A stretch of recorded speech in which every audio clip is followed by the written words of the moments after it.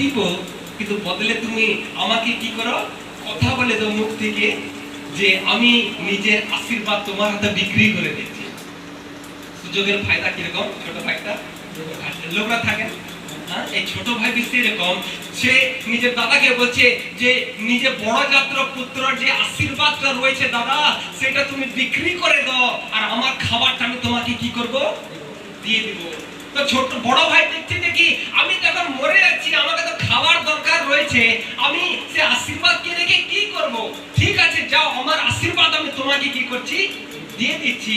আর নিজের মুখ দ্বারা যে কথাটা বলে দিল যে বিক্রি করে দিলাম, সেটা ছোট ভাইয়ের হাতে কি হলো, বিক্রি হয়ে গেল।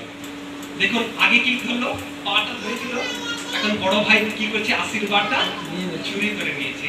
তারপরে একদিন বাবা বলছে, ইসহাক বলছে কাজ করো, জঙ্গলে যাও একটা হরিণ শিকার করো আর আমার কাছে নিয়ে আসো, তাড়াতাড়ি রান্না করে, যেন মরে যাবার আগে আমি কি করবো, আশীর্বাদ দিব।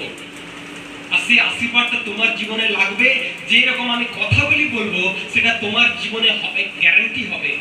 এটা আগেকার নিয়ম এরকম ছিল, এখন কি সেরকমই প্রায় প্রায় গ্রামে গঞ্জে রয়েছে।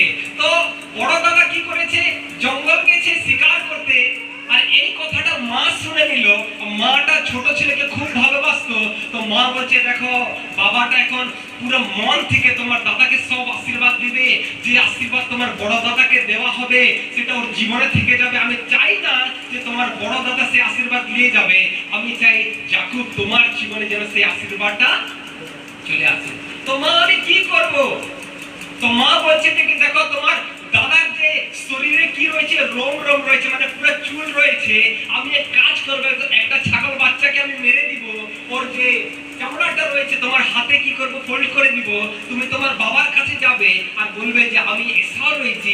বাবা যদি জিজ্ঞেস করবে যে তোমাকে কি তাড়াতাড়ি শিকার পাওয়া গেছে, তো তুমি বলে দেবে হ্যাঁ তাড়াতাড়ি ঈশ্বর আমার জন্য শিকার দিয়ে দিচ্ছেন, আমি রান্না করে কি করবো তোমাকে দিব, তুমি বাবাকে দিবে আর তুমি সব আশীর্বাদ। দেখুন ধোকার উপরে ধোকা, হ্যাঁ জীবন শারীরিক ক্রিয়ার উপরে শারীরিক ক্রিয়া।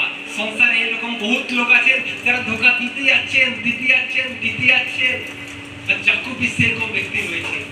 মাটা তাড়াতাড়ি গেল, একটা ছাগল বাচ্চাকে কি করলো, মারলো, ওর সব কিছু রান্না করে দিল, ওর ছাপকে ছোট ছেলে শরীরের উপরে কি করে লাগালো আর বাবার কাছে পাঠিয়ে দিচ্ছে সে মাংস তরকারি সঙ্গে, বলছে যাও বাবার কাছে যাও। ছেলেটা ভয় ভয় যাচ্ছে যে যদি আমি আশীর্বাদের বদলে যদি অভিশাপ পেয়ে যাই কেমন হবে, যদি আমার বাবা আমাকে চিনে যাবে তো কি হবে। কিন্তু মা বলছে চিন্তা করেনি, সব অভিশাপ আমার উপরে চলে আসবে, তুমি যাও। আর ছেলে সে পাখির মাংস